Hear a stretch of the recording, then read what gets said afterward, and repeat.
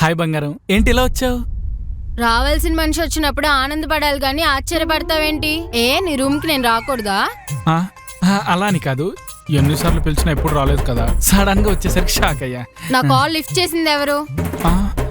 అది ఏంటి?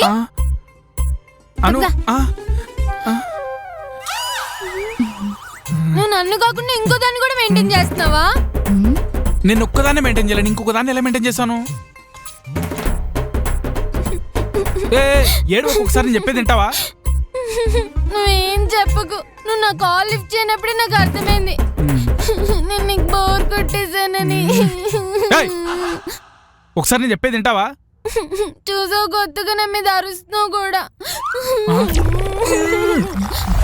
తన లవర్ కాదు, తనకు నాకు ఏ సంబంధం లేదు.